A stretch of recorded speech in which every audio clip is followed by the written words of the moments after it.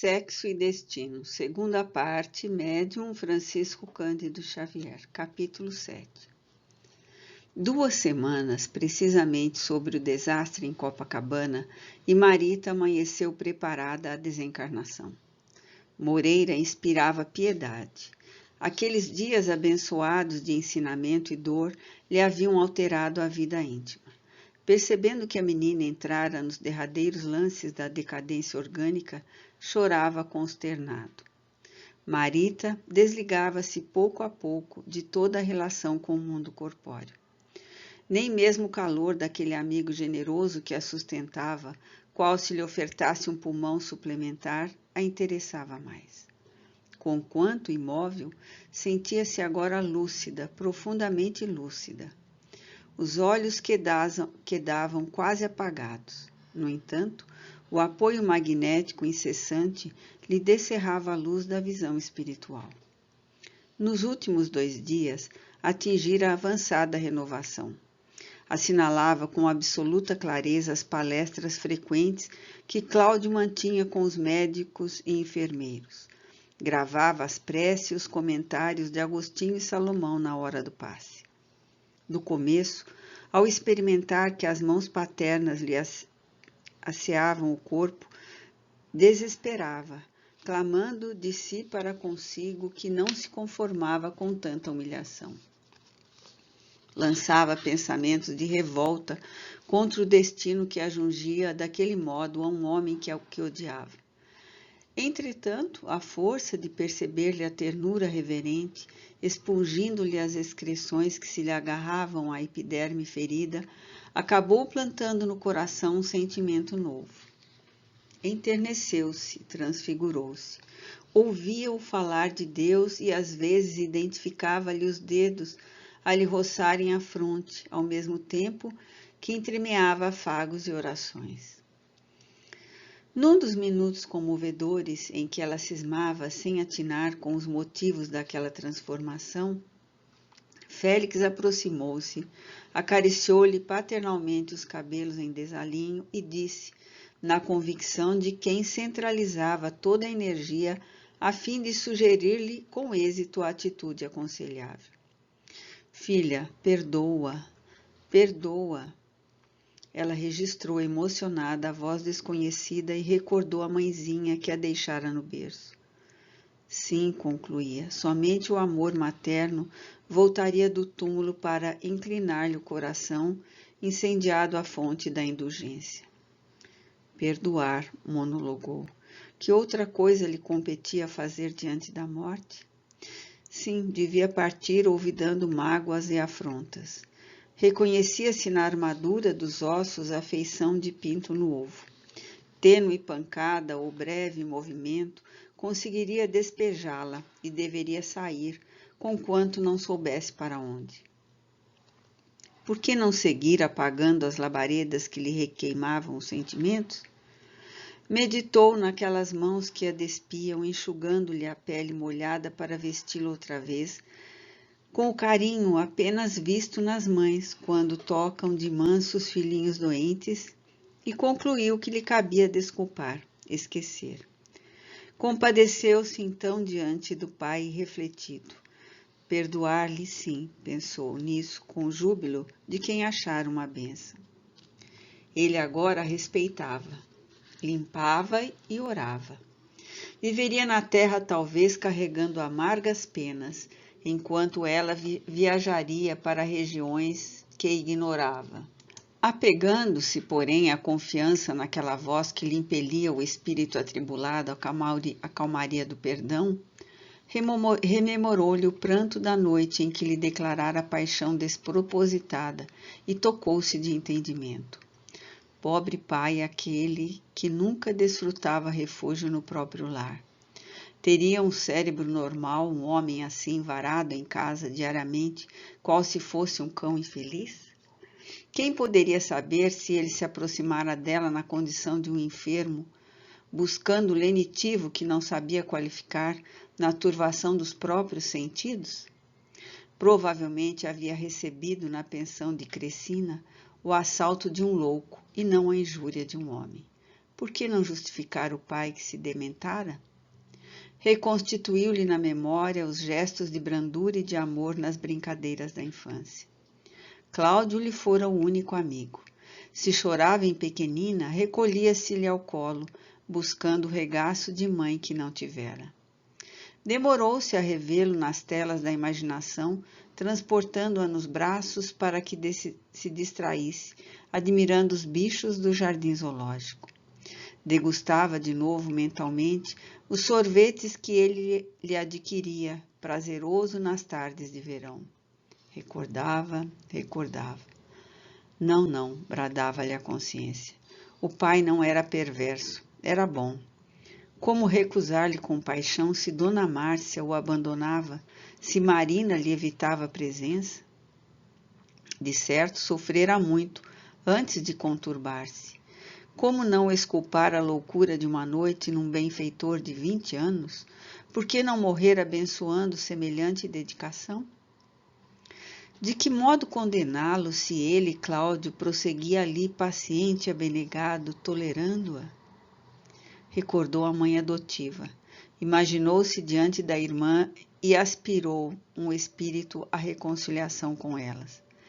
Quem afirmaria que Dona Márcia e Marina também não estivessem sob desequilíbrios ocultos? Quem diria com certeza que não fossem doentes? Naquele instante que se harmonizava com Cláudio, queria igualmente conciliar-se com ambas.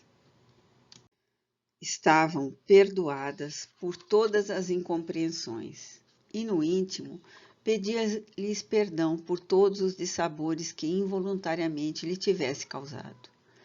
No desfile das reminiscências, Gilberto não faltou. A figura do rapaz surgiu-lhe na cabeça, envolvida das doces vibrações do sonho que lhe constituíra a luz da vida. Não conseguiria odiar a quem amava tanto. Gilberto teria encontrado razões para afastar-se dela e também, naquelas reflexões graves e extremas, lhe parecia na ternura revestido com a beleza de um companheiro amado e limpo. Ao enunciar esses pensamentos, Marita sentiu-se mais leve, quase feliz. Intentou movimentar-se, gritar ao pai que ela o considerava um homem de bem, que não detinha motivo algum para acusá-lo, que os sucessos na moradia de Crescina tinham sido apenas um lamentável engano, que ela realmente morreria, rogando-lhe, no entanto, viver e continuar a ser bom.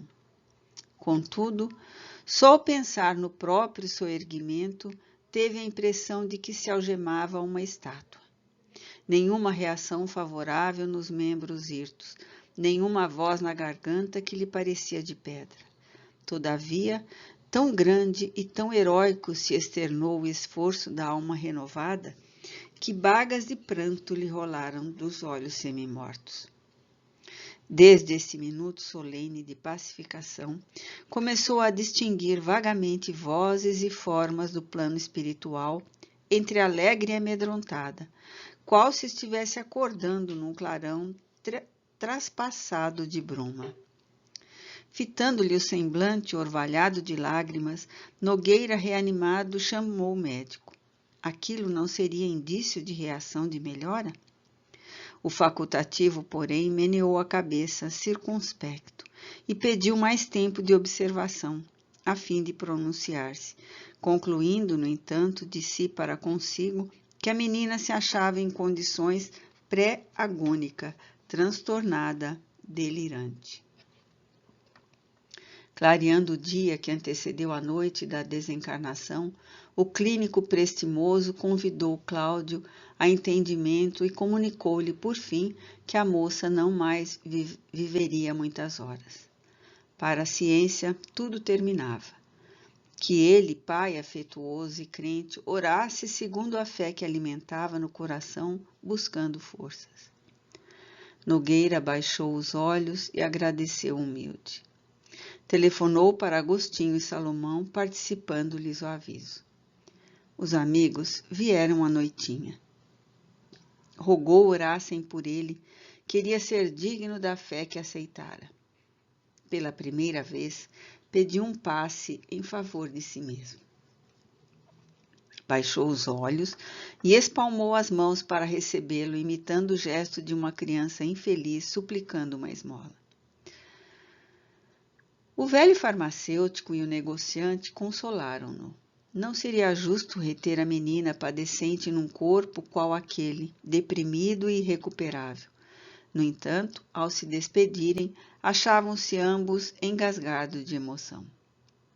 Cláudio, mais desolado que nunca, às 9h solicitou licença para trancar-se. Queria estar só com a filha, dizer-lhe adeus. Ninguém recusou aquele favor suplicado com humildade. Isolado, à frente dela, Nogueira demorou-se a meditar. Recompunha o pretérito na memória, imaginando as estradas percorridas por ruínas das quais se via afastado para sempre. Entretanto, ao fixar a agonizante, pelo amor purificado que lhe passara a dedicar, simbolizava na existência junto dela o futuro que se via distante. Entre o passado, que lhe inspirava repugnância, e o porvir na comunhão espiritual com a filha querida, sentia-se esmagado, sozinho. Enternecia-nos as recônditas fibras da alma contemplar aquele homem envergado ao peso do suplício moral, fugindo a recordações para entrar em prece. Os gritos inarticulados do peito, jugulado de angústia ao apelarem para Deus, no silêncio do quarto, assemelhava-se a cânticos de dor que as lágrimas sufocavam. Às 11, o irmão Félix e outros amigos, incluídos Neves, Persília, estavam conosco. Em todos os semblantes, expectativa discreta, com exceção de Moreira, que se agitava em pranto. O instrutor levantou-o num gesto de brandura, comunicando-lhe que a tarefa terminara, que não se deveria vitalizar por mais tempo aqueles pulmões que a morte começava a enregelar. O triste amigo obedeceu em choro convulso. Em seguida, impondo as mãos naquela cabeça despenteada, Félix transmitiu-lhe subitâneo calor. Marita senhoreou, inopinada agilidade mental. Supunha-se reviver, renascer, escutava os ruídos em derredor com extrema acuidade auditiva. O benfeitor abeirou-se de Cláudio e segredou-lhe algo. Certo, sugeria-lhe conversar, despedir-se. Ignorando-se tocado pelo mentor espiritual, vimo-lo revestido de estranha coragem. Nogueira ergueu-se, avançou 2 passos e ajoelhou-se ao pé da agonizante. Pousou a cabeça entre o corpo imóvel, mas a imensa emotividade traiu-lhe as energias. O pranto abalava-lhe os membros, ao jeito de tempestade sacudindo os galhos de um tronco prestes a cair. Marita percebia-lhe o arfar do tórax na escala ascendente dos soluços e desejou acariciá-lo. Contudo, os braços se lhe afiguravam parafusados à cama. Amparado nas forças magnéticas de Félix, que passou a apoiá-lo inteiramente, Cláudio cobrou ânimo, recolheu o exemplar do Evangelho segundo o Espiritismo, que deixara na cadeira próxima, e falou com voz trêmula. Filha do meu coração, se você me escuta, atende seu pai por piedade, perdoe-me. Não sei se você sabe que estou transformado. Conheci Jesus, minha filha, e sei hoje que Deus é misericórdia, que ninguém morre, ninguém. Sei que a justiça está em nós mesmos, que sofremos pelos males que praticamos, mas Deus não nos recusa o resgate. Compreendo o mal que fiz a você. Sou um criminoso, mais nada. Pense, minha filha, no remorso que carregarei pelo resto da vida. Você sabe que vou agora caminhar sem ninguém, aguentando a solidão que mereço. Onde você estiver, compadeça-se de teu pai.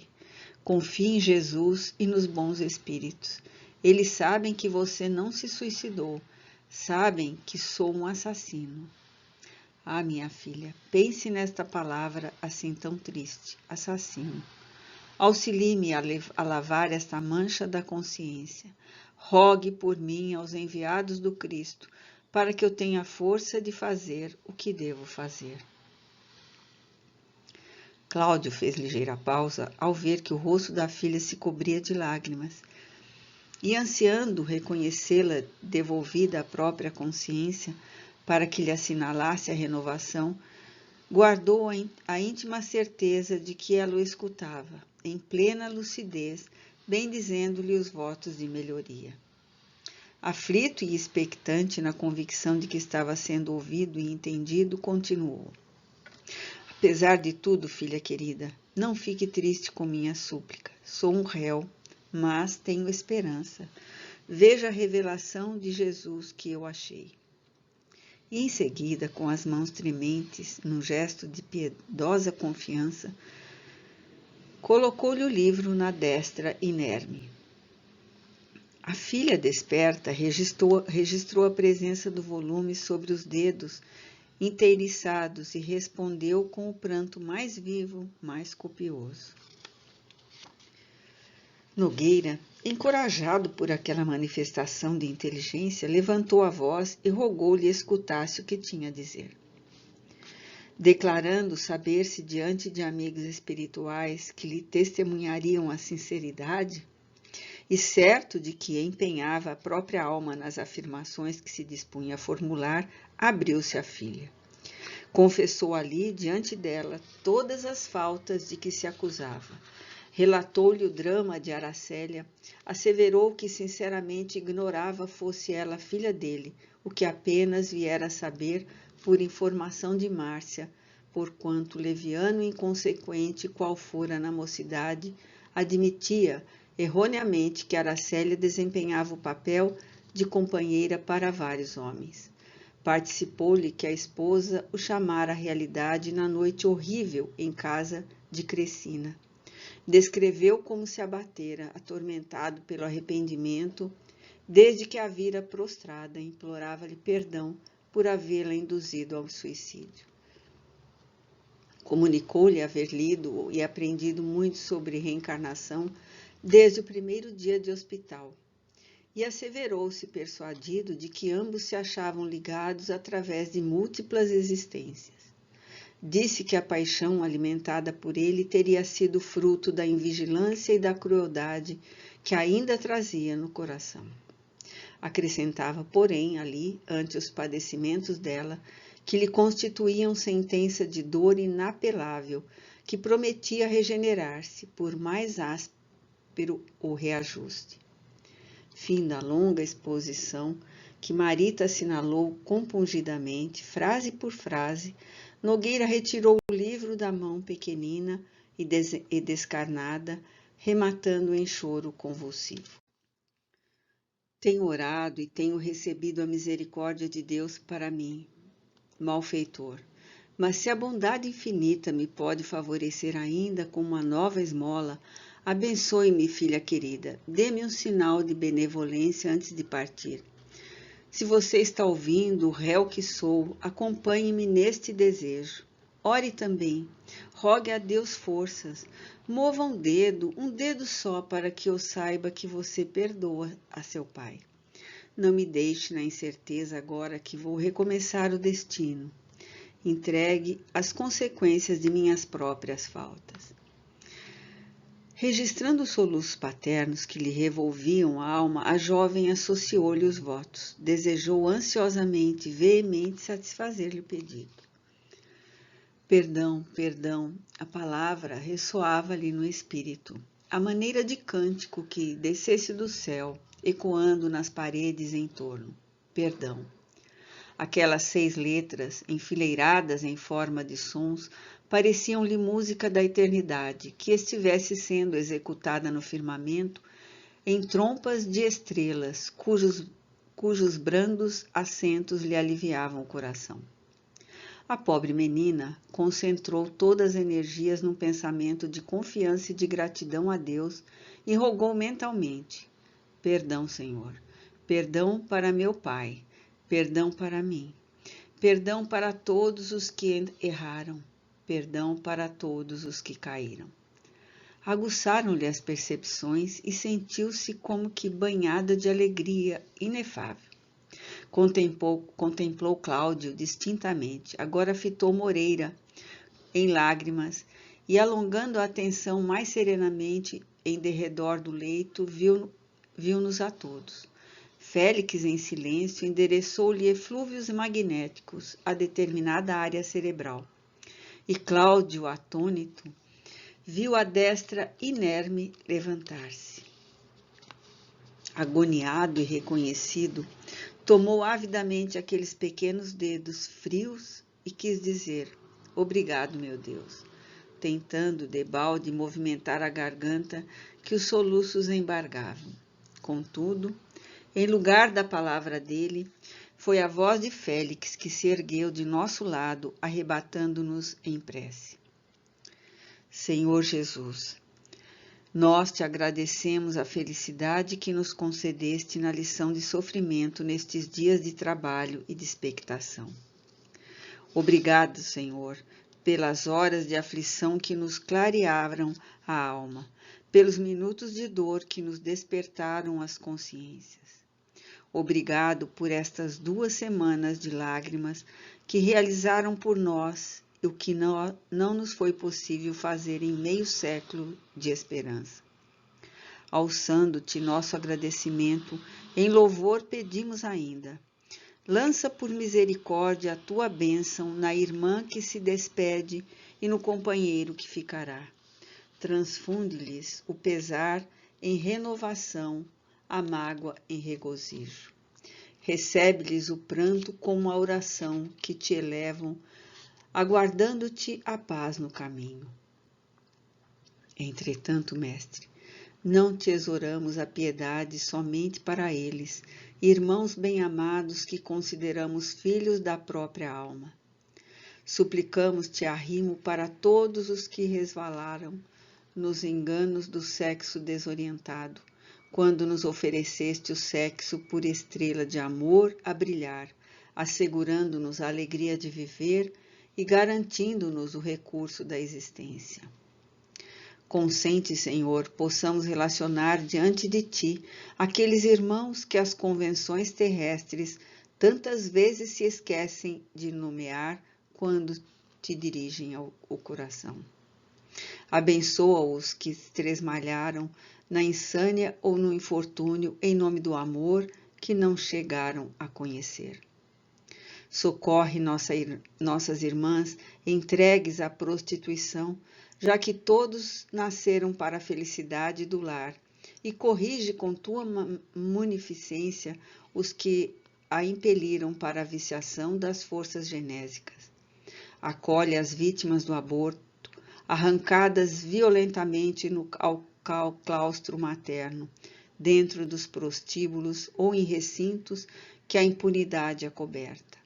E retifica sob o teu auxílio as mães que não vacilaram asfixiar-lhes ou degolhar-lhes os corpos em formação. Restaura as criaturas sacrificadas pelas deserções afetivas que não souberam encontrar outro recurso senão o suicídio ou o manicômio para ocultarem o martírio moral que lhes transcendeu a capacidade de resistência. E compadece-te de todos aqueles que lhes escarneceram de ternura, transformando-se quase sempre em carrascos sorridentes e empedernidos.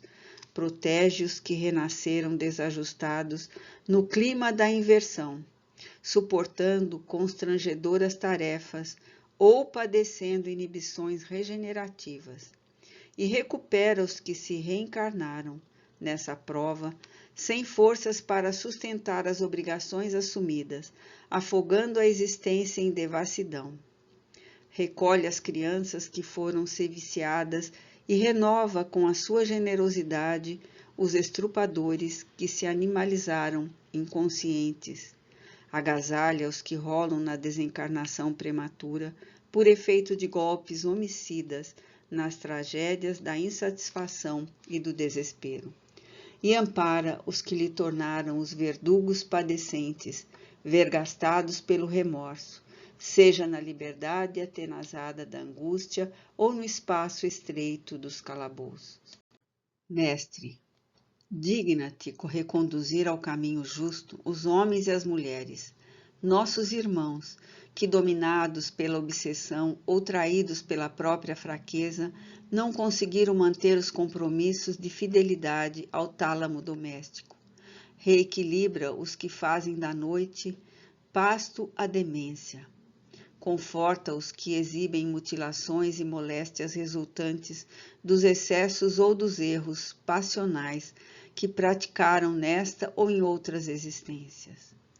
Reabilita a cabeça desvairada dos que exploram o filão de trevas do lenocínio. Regenera o pensamento insensato dos que abusam da mocidade, propinando-lhes entorpecentes. E sustenta os que rogaram antes da reencarnação as lágrimas da solidão afetiva e as receberam na terra, por medida expiatória aos demandos sexuais a que se afeiçoaram em outras vidas. E que, muitas vezes, sucumbem de inanição e desalento em cativeiro familiar, sob o desprezo de parentes insensíveis a cuja felicidade consagram a juventude. Senhor, estende também a destra misericordiosa sobre os corações retos e enobrecidos.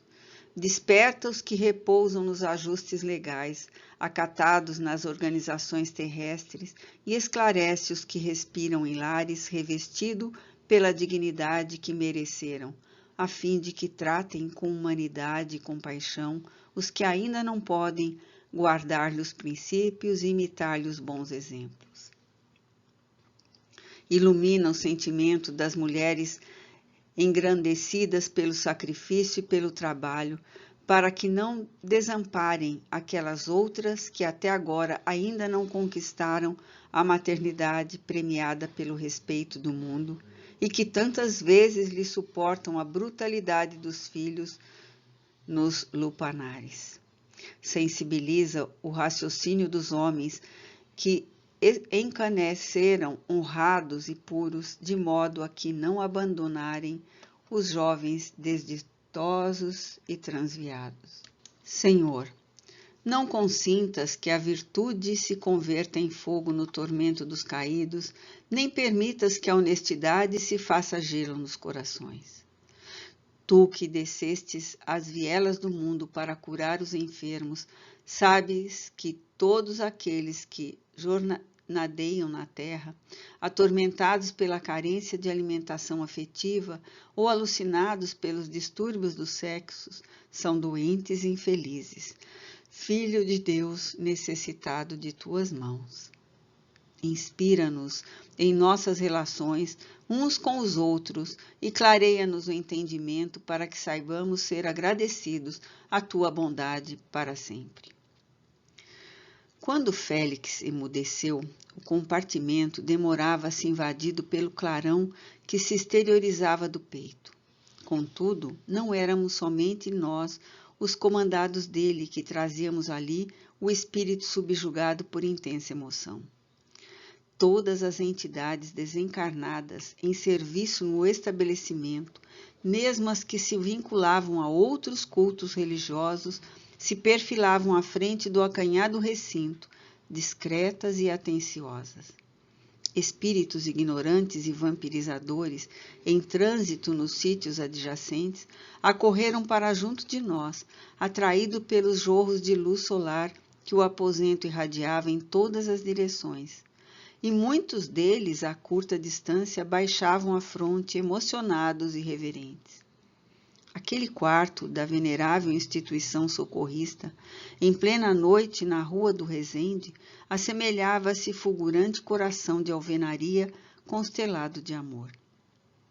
Cláudio nada ouvia, mas, empolgado pelas vibrações balsâmicas do ambiente, chorava de manso, percebendo a mão gélida que se colara a dele, afrouxando a pressão do adeus. Agoniado, fitou o semblante da filha e notou que o pavor da morte nele esboçava o derradeiro sorriso. Levantou-se e cerrou cuidadosamente aquelas pálpebras fatigadas, orvalhando-as de lágrimas. No entanto, renteando, Moreira não continha os soluços. Telmo aplicava passes anestesiantes à jovem, e um médico espiritual que se nos incorporara ao trabalho de equipe cortou os últimos ligamentos que ainda retinham a alma cativa ao corpo inerte.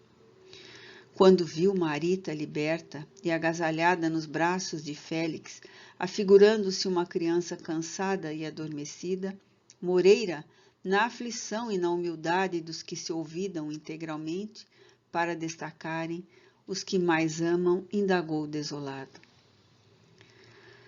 Irmão Félix, que farei doravante, inútil como sou? Moreira, respondeu o instrutor, abençoando-o com o olhar. Somos uma família só. Muito em breve terás o necessário, de modo a retornar o convívio de Marita, que pede agora paz e refazimento. Mas antes somos nós os companheiros que te pedem auxílio. Marina sofre. Precisamos libertá-la. Contamos contigo como quem tudo espera de um amigo, de um irmão.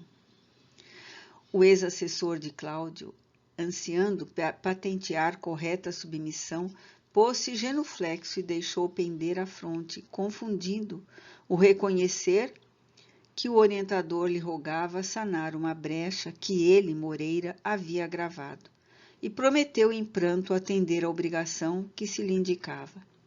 Tudo o que anelava agora, acentuou, era aprender, auxiliar, dedicar-se ao bem, trabalhar, servir. Felizes da terra, quando passardes ao pé dos leitos de quantos atravessam prolongada agonia, afastai do pensamento a ideia de lhes acelerardes a morte. Ladeando esses corpos amarrotados e por trás dessas bocas mudas, benfeitores do plano espiritual articulam providências, executam encargos nobilitantes, pronunciam orações ou estendem braços amigos. Ignorais, por agora, o valor de alguns minutos de reconsideração para o viajor que aspira a examinar os caminhos percorridos antes do regresso ao aconchego lar. Se não nos sentis capacitados a oferecer-lhes uma frase de consolação ou socorro de uma prece, afastai-vos e deixai-os em paz. As lágrimas que derramam são pérolas de esperança com que as luzes de outras auroras lhe rociam a face. Esses gemidos que se arrastam do peito aos lábios, semelhando soluços encarcerados no coração, quase sempre traduzem cânticos de alegria diante da imortalidade que lhe fulgura do além.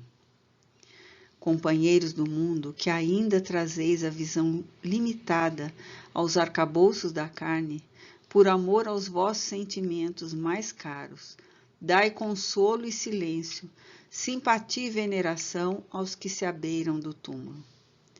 Eles não são as múmias torturadas que os vossos olhos contemplam, destinadas à lousa que a poeira carcome. São filhos do céu, preparando o retorno à pátria, prestes a transpor o rio da verdade, a cujas margens um dia também vos chegareis. Ao entardecer, Agostinho e Salomão acompanharam Cláudio e os despojos da filha até o caju. Cerimônia simples que a prece consagrou. De volta, Nogueira, acabrunhado, despediu-se dos amigos na Cinelândia e tomou táxi para o Flamengo. Alcançou o prédio, subiu, sequioso de companhia, abriu a porta, vasculhou peça por peça e sentiu frio no corpo e na alma. No apartamento deserto não havia ninguém.